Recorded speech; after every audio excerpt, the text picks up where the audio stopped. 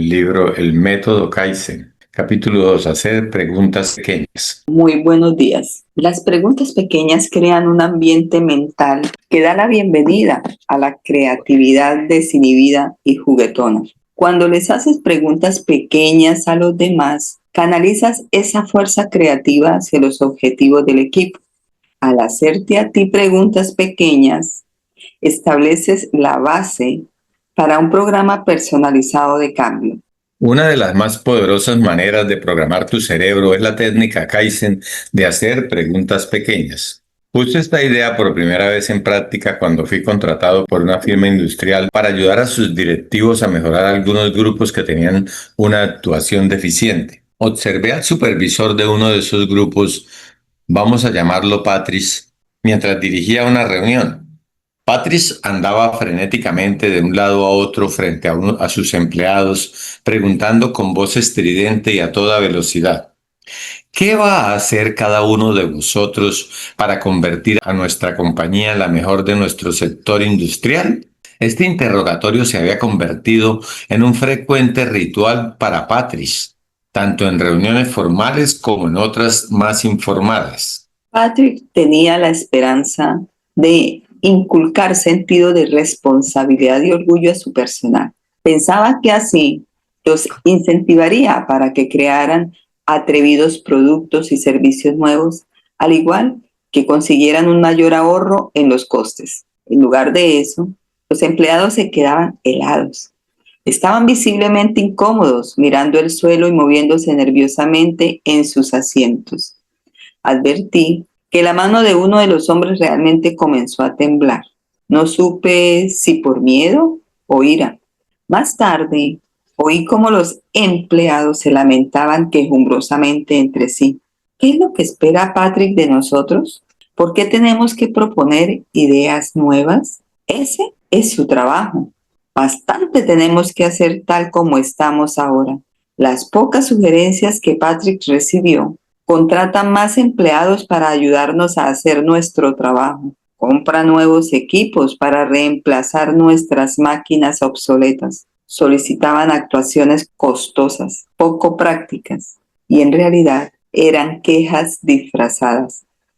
En los 3 meses siguientes a la primera llamada de urgencia de Patrick para conseguir una mejora, el número de días por enfermedad que tomaron los empleados se incrementó en un 23%.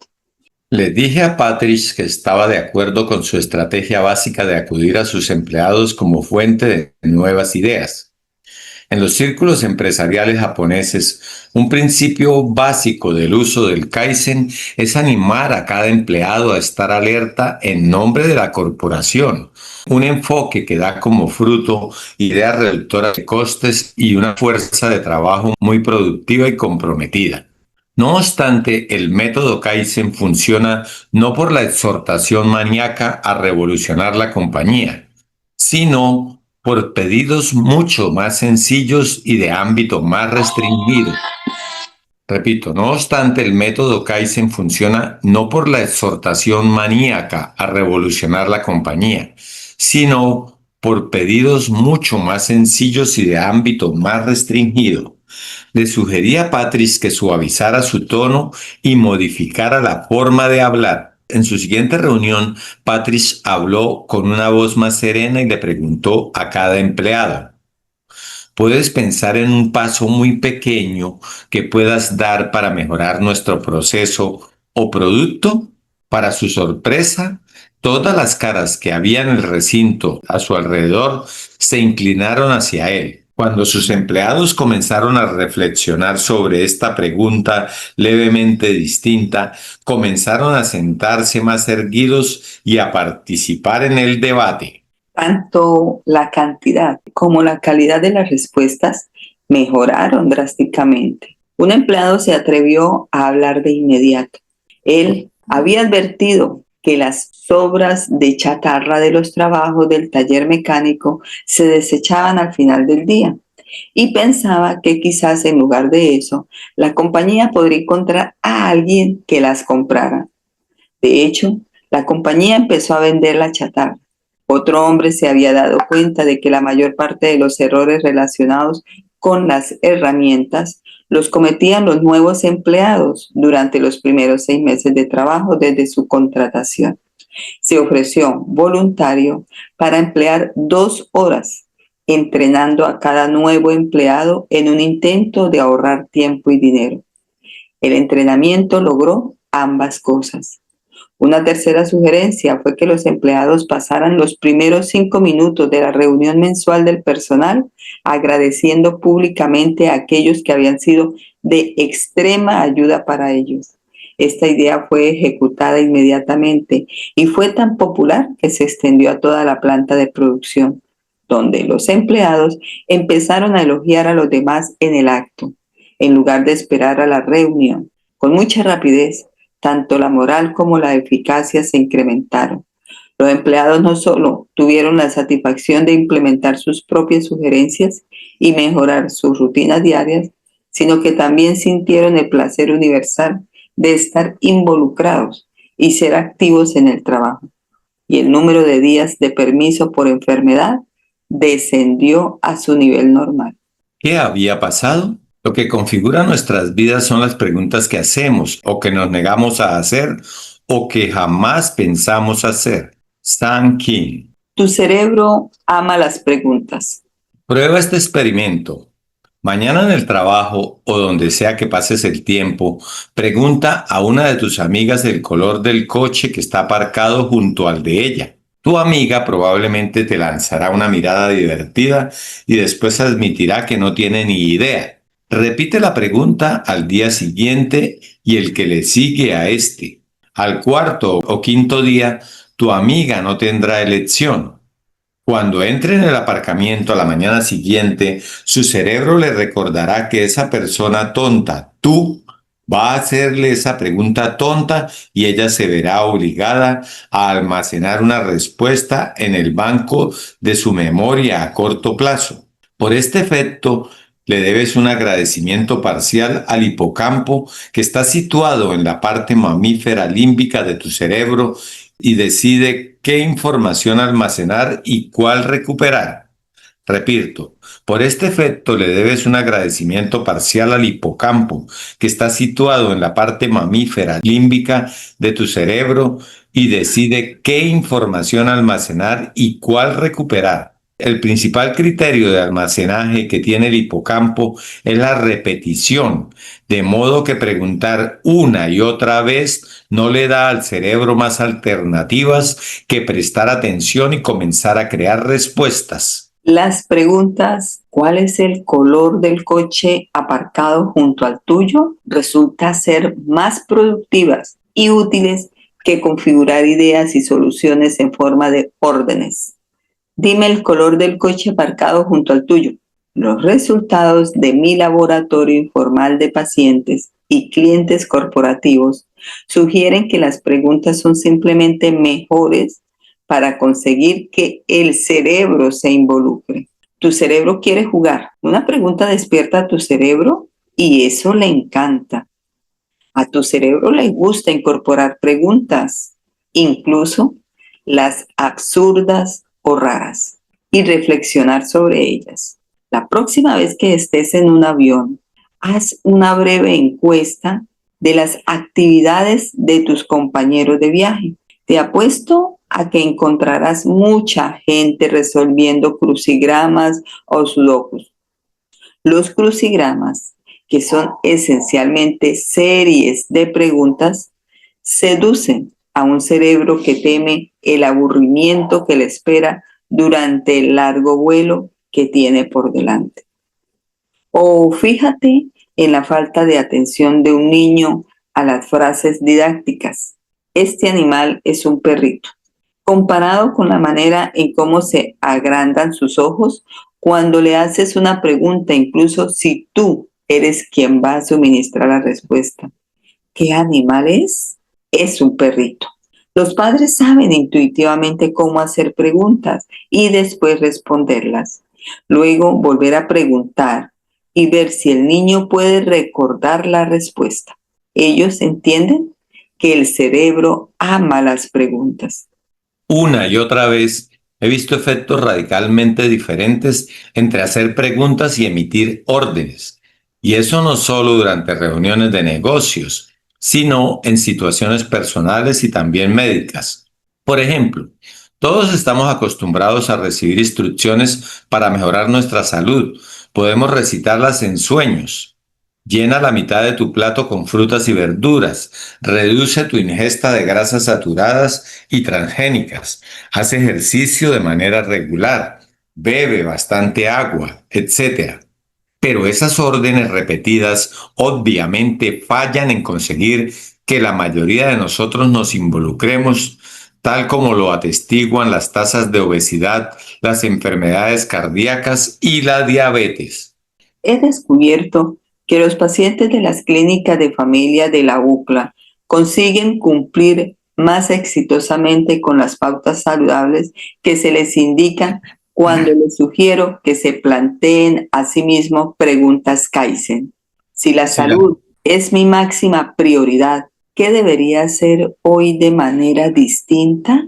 ¿De qué manera puedo recordarme a mí mismo que debo beber más agua? ¿Cómo puedo incorporar unos pocos minutos de ejercicio en mi rutina diaria?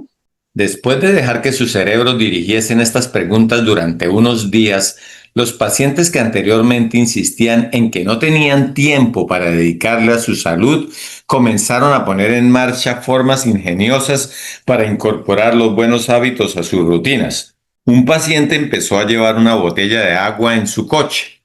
Incluso estando vacía, razonó, le recordaría que pensara en beber más agua, y lo hizo. Otra mujer que por su agenda de viajes tenía dificultades para seguir una dieta para perder peso, decidió que continuaría pidiendo el plato principal que habitualmente tomaba en los restaurantes, pero que le diría al camarero que le pusiera la mitad de la ración en una bolsa para llevar antes de servírselo. De esta manera, ella ni siquiera vio nunca la mitad que se llevaba a su habitación del hotel. A una tercera mujer que sintió que tener una actitud más positiva le sería de ayuda, se le ocurrió la idea de oír el exuberante coro del Aleluya de Handel mientras se cepillaba los dientes cada mañana. Obviamente no estaban haciendo ejercicio en la cantidad de tiempo recomendado o comiendo de acuerdo a cada una de las pautas nutricionales indicadas, pero esas mujeres estaban en el camino adecuado para alcanzar el éxito. En el capítulo Realizar acciones pequeñas, voy a plantear cómo las acciones pequeñas, incluso tan pequeñas como dejar una botella de agua en el coche, pueden contribuir a lograr objetivos aparentemente imposibles. Por ahora, es suficiente por entender lo útiles que pueden ser las preguntas pequeñas. Pasar de puntillas por el miedo. Tu cerebro ama las preguntas y no desea rechazarlas, a menos que la pregunta sea tan importante como para disparar el miedo. Preguntas del estilo: ¿cómo conseguiré estar flaco? ¿Ser rico o casarme al final de este año? ¿O qué producto nuevo conseguirá que la compañía ingrese $1.000.000? Son enormes y alarmantes, como las preguntas de Patrick a su equipo.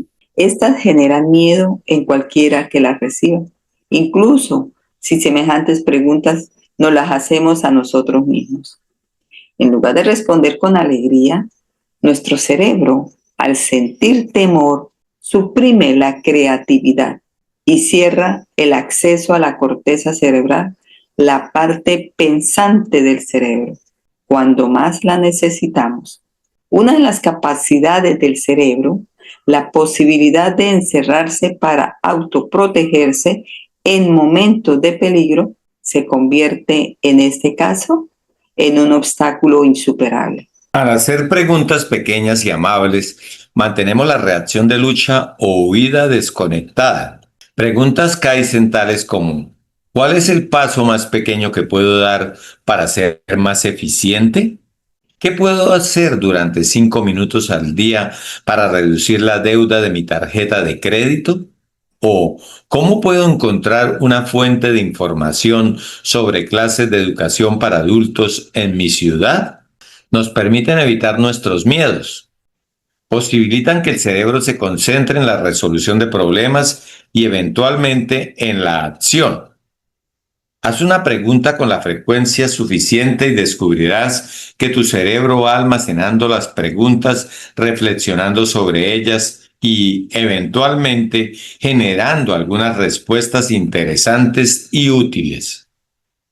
No obstante, el modo en que funciona la creatividad, la manera en la que el cerebro procede a producir un nuevo pensamiento, sigue siendo una de las más vastas fronteras inexploradas de la ciencia. He tenido una experiencia de décadas ayudando a la gente a dejar de lado la limitación y el conformismo y fomentar la creatividad. Creo que el mero acto de plantear la misma pregunta de manera periódica y esperar pacientemente una respuesta moviliza la corteza cerebral.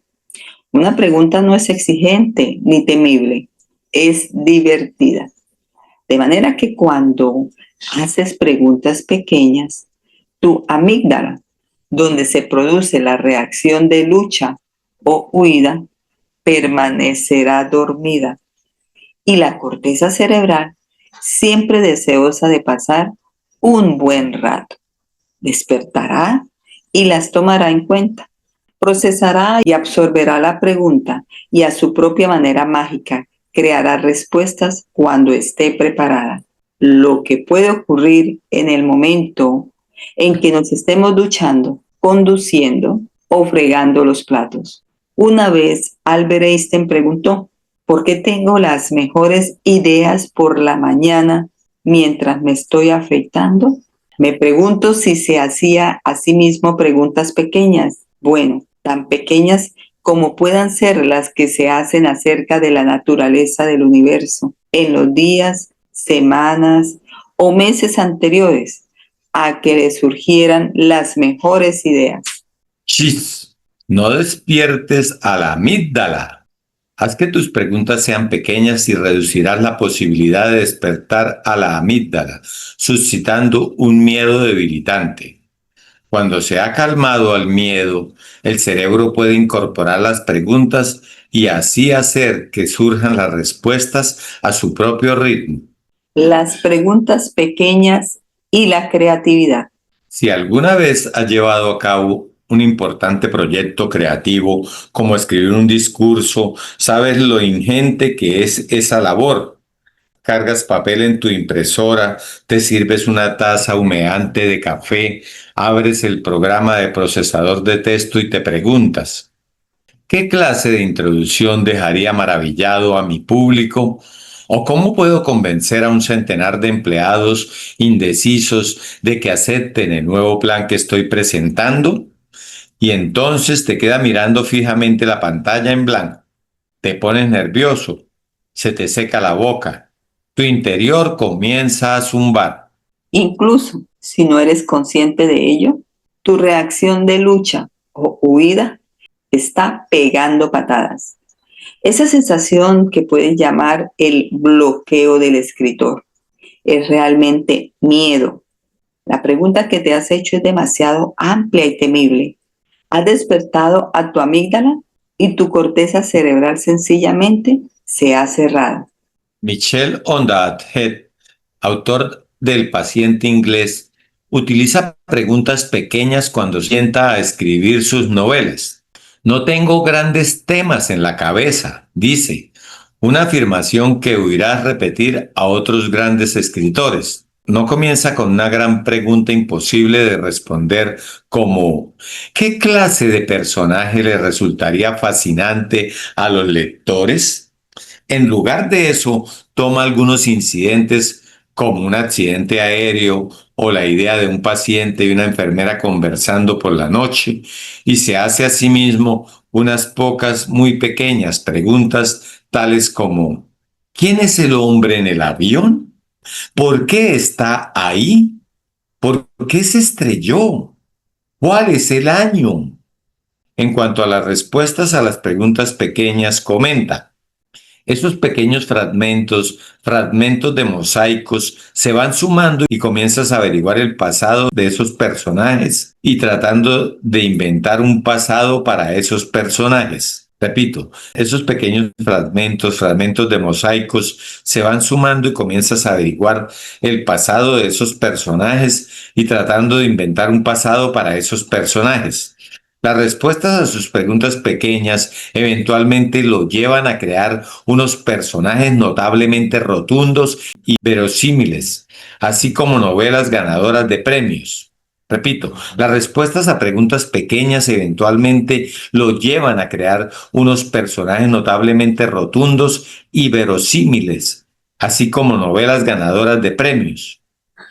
Aunque tú no aspires a ser novelista, las preguntas pequeñas pueden ayudarte a calmar los miedos que silencian la creatividad en otros ámbitos de la vida. Piensa en cómo se inventó el microondas, por ejemplo. Perry Spencer no estaba sentado en su casa, tamborileando con los dedos y golpeando la frente pensando, ¿Cómo puedo inventar el aparato que revolucionará las cocinas del mundo entero? Spencer, un ingeniero de Raytheon, estaba cierto día en el trabajo cuando dejó una barra de caramelo demasiado cerca de un equipo de radar. La gasolina se derritió y él se preguntó a sí mismo, ¿por qué tendrá un radar ese efecto sobre un alimento? Esa pregunta pequeña llevó a respuestas que llevaron a otras preguntas pequeñas, cuyas respuestas eventualmente cambiaron la manera en que tú y yo preparáramos la cena. Consejo Kaizen. ¿Quieres hacer algo creativo? Escribir un cuento o una canción, pintar un cuadro, soñar con la carrera perfecta o proponer una solución impresionante para un problema de la oficina, pero no tienes ni idea de por dónde empezar. Tu mente sigue estando vacía. Durante momentos como estos, el Kaizen puede ayudarte a convocar tu poder de inspiración. Pese a que no puedes forzar a tu cerebro a que suelte ideas creativas a demanda, tú puedes programarlo para que se lance al proceso imaginativo, simplemente haciéndote una pregunta pequeña. Aquí hay algunas de las preguntas pequeñas más populares que mis clientes utilizan para convocar la creatividad. Siéntete libre para proponer las tuyas propias. Repito aquí. Aquí hay algunas preguntas pequeñas más populares que mis clientes utilizan para convocar la creatividad. Siéntete libre para proponer las tuyas propias. Sea cual sea la pregunta que utilices, tu reto es preguntarla con un espíritu amable y paciente. Si usas un tono duro o urgente contigo mismo, el miedo obstruirá el proceso creativo. ¿Cuál es el punto que deseo aportar al mundo con mi libro, poema, canción o cuadro? ¿A quién puedo pedirle ayuda o inspiración? ¿Qué tiene de especial mi proceso creativo, talento, equipo de trabajo? ¿Qué tipo de trabajo me resulta excitante y satisfactorio? Recuerda, si repites la pregunta durante el transcurso de varios días o semanas, o todo el tiempo que sea necesario, el hipocampo, la parte del cerebro que almacena información, no tendrá más alternativa que abordarla. Y a su propia manera, con su propio calendario, el cerebro comenzará a darte respuestas. Pequeñas preguntas para desactivar los miedos complicados. Un ejemplo del uso de las preguntas pequeñas procede de una mujer a la que llamaré Grace. Ella era muy competente, una mujer inteligente que dirigía su propio negocio, pero se sentía frustrada por no poder hallar y mantener una relación amorosa satisfactoria. Cuando escuchaba a Grace me preguntaba si el miedo podía ser un obstáculo para ella, que por otra parte estaba segura de sí misma. El miedo, como hemos visto, es con frecuencia la razón de que las personas no consigan lo que quieren. Los temores tienden a clasificarse en dos grandes categorías: el miedo a no ser digno no me lo merezco y el miedo a perder el control. ¿Y qué pasa si a mí me gusta pero él me abandona? Cuando le pedí a Grace que me hablara de los hombres con los que había salido antes, ella se quejó de que a veces tenía una o dos citas con hombres que parecían estar interesados en una relación a largo plazo, pero siempre había algún obstáculo. Tenían un hijo de un matrimonio anterior. Su trabajo no era de una categoría equivalente al suyo. No les gustaba bailar. Tendía a invertir gran parte de su tiempo en hombres que eran ricos, poderosos, excitantes y remotos. No mostraban interés en tener una comunicación personal o el tipo de relación a largo plazo que Grace decía que quería mantener. ¿Por qué Grace rechazaba a hombres con defectos relativamente pequeños y prefería a aquellos que obviamente no deseaban casarse? Utilicé uno de mis ejercicios favoritos para confirmar que en el caso de Grace, en efecto, estaba en juego el miedo. Le pedí que imaginara que justo al salir por la puerta de mi despacho había una máquina del tiempo que podía transportarla al organismo de uno de sus padres. Le pedí que escogiera si quería vivir como su madre o como su padre, compartiendo el destino de ellos. La respuesta de Grace fue una clásica señal de contrariedad. Yo no quiero ser ni como mi madre ni como mi padre, dijo sin vacilar. ¿Podría tener una tercera opción? Cuando hablamos de ello, se puso de manifiesto que su madre, la confidente de Grace y su muy querida progenitora, sufría una transformación cuando su marido estaba en casa. A los ojos de la joven Grace, la madre se encogía casi visiblemente en presencia de su marido, convirtiéndose en una persona temerosa y sumisa. Grace se recordaba a sí misma, prometiéndose que nunca dejaría que nadie la dominara del modo en que su padre avasallaba a su madre. Y la única manera en que imaginaba que conseguiría alcanzar ese objetivo era relacionarse con hombres distantes y adinerados, de quienes era imposible que ella dependiera. Hasta el momento, sin embargo, Grace no había establecido la conexión entre lo que deseaba su cerebro racionalmente, una relación de amor comprometida, y el poderoso contrato que ella había hecho consigo misma siendo niña, no sufrir nunca la pérdida de control que al parecer requieren el amor y el compromiso. Empezó a ver que su problema era más complicado de lo que pensaba y que sentía más temor de lo que estaba dispuesta a admitir. Estuvimos de acuerdo en que Grace podría beneficiarse de una terapia para analizar su infancia, pero por encima de todo lo que deseaba era tener un compañero sentimental con quien compartir esas cuestiones tan personales. Para que eso sucediera, le expliqué, debíamos dar pasos pequeños para ayudarla a dominar sus miedos.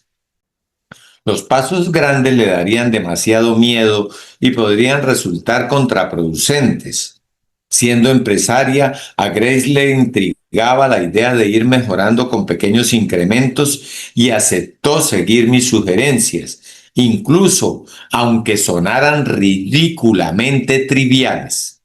Le pedí a Grace que describiera su trabajo perfecto y qué le gustaría hacer con su carrera profesional en 3 años. Contestó rápidamente haciendo una descripción completa de sus objetivos y los métodos para alcanzarlos. Entonces le pedí que me describiera a un hombre ideal y cómo debería transcurrir un día perfecto junto a él.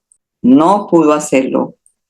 Sus miedos a dejarse llevar y permitirse a sí misma ser vulnerable en su vida amorosa eran tan abrumadores que ni siquiera podía imaginar un día feliz junto a un hombre que la amara verdaderamente. Y así comenzamos con Grace haciéndose a sí misma preguntas pequeñas, no amenazadoras, que le ayudarían a cultivar el interés por un hombre mientras evitaba su respuesta profundamente temerosa. Inicialmente dedicaba 2 minutos al día a preguntarse, ¿cómo debería ser mi compañero ideal?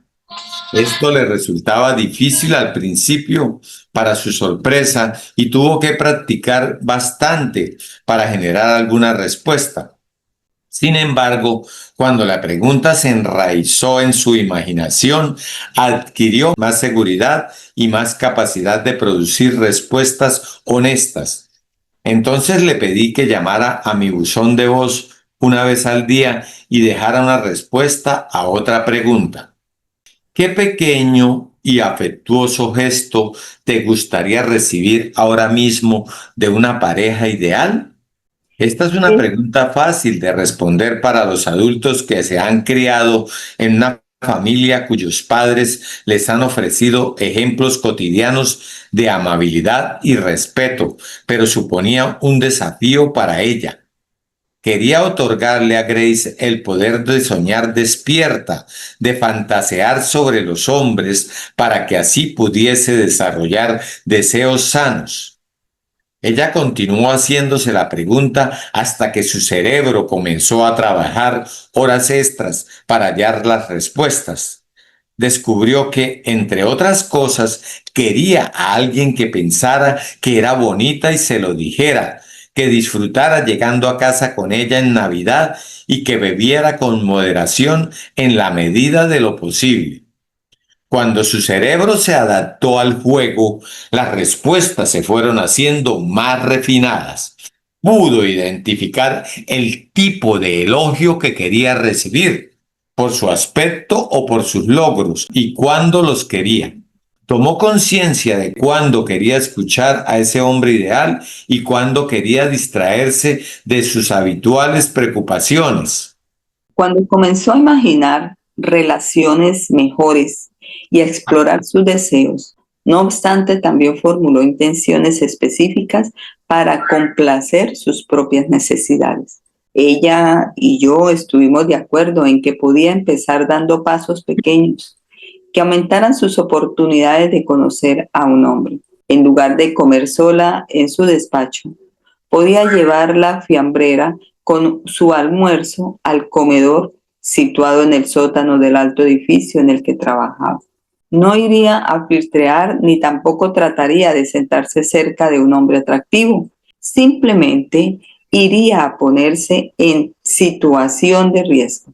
Al mismo tiempo, le pedí que considerara esta pregunta. Si tuviera la certeza al 100% de que mi príncipe aparecería en un mes, ¿qué es lo que hoy haría de otra forma?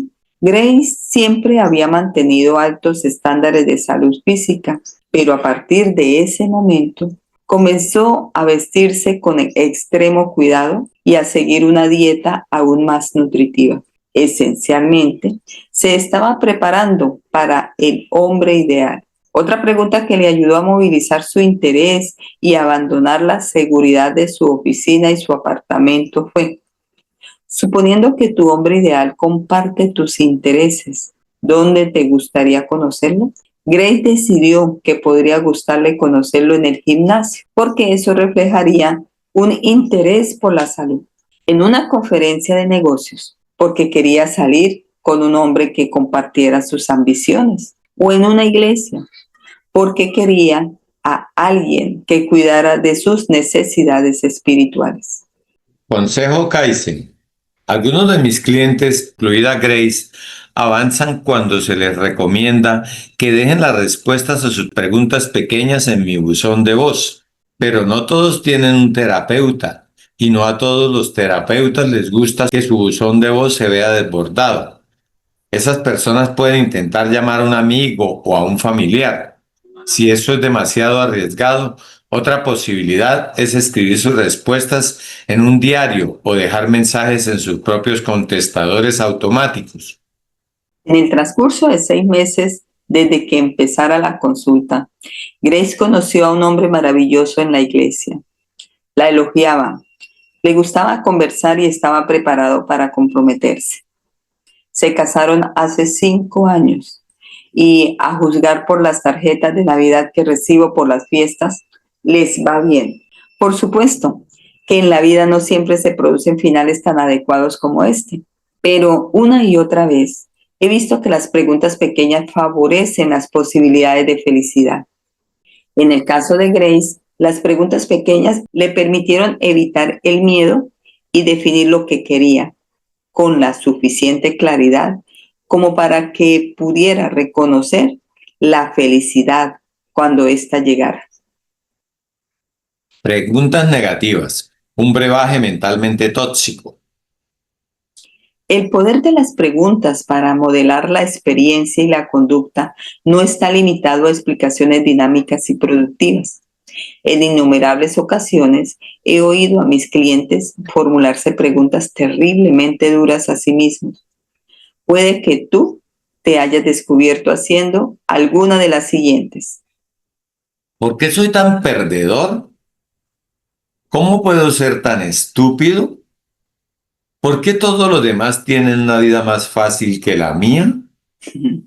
Estas preguntas también tienen el poder de involucrar el cerebro, haciendo relucir una brillante e implacable luz incandescente sobre los fallos y errores, tanto reales como imaginarios y exagerados. Ellas hacen que brote la chispa de la energía intelectual.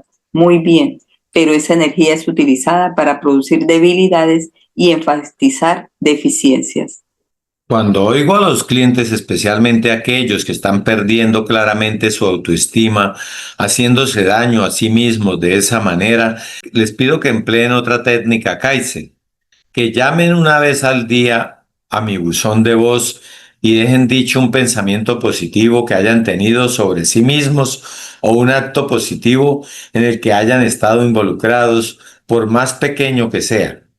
En el transcurso de un mes, la mayoría de los clientes informan que los problemas que los llevaron a la consulta les parecen menos agobiantes. También empiezan a ver la terapia bajo una luz más positiva, como un viaje que requiere valor y resistencia, y no como un procedimiento necesario porque han fallado cuando necesitaron resolver esos problemas. Consejo Kaizen. Si tiendes a hacerte reproches utilizando preguntas negativas, ¿por qué estoy tan gorda? Intenta preguntarte, ¿qué es lo que me gusta hoy de mí? Hazte esta pregunta cada día escribiendo la respuesta en un diario o en una hoja de papel que guardes en un lugar especialmente destinado para eso. Pequeñas preguntas para los demás. Una vez salí en tropel con un grupo de médicos residentes que se estaban formando para ser médicos de familia hacia una escuela secundaria en Los Ángeles. Un tópico de la medicina de familia es que los adolescentes odian ir al médico y hasta aquel momento todos nos habíamos resignado a tener que tratar con adolescentes huraños y retraídos. Esto era especialmente frustrante para los doctores que querían conversar con los chicos sobre temas importantes para la salud, como el consumo de drogas, el sexo o fumar, pero sentían que los jóvenes pacientes no estaban interesados en el debate. Pero así son los adolescentes. Pensábamos todos, no hay nada que se pueda hacer. Entonces me di cuenta de que nadie les había preguntado, siquiera a los chicos, cómo hacer que las visitas de rutinas fuesen menos pesadas. De modo que fuimos a un escenario que a ellos les resultaba más familiar que a nosotros, su propia aula. Le preguntamos a los estudiantes qué les gustaba y qué no les gustaba de las visitas al médico.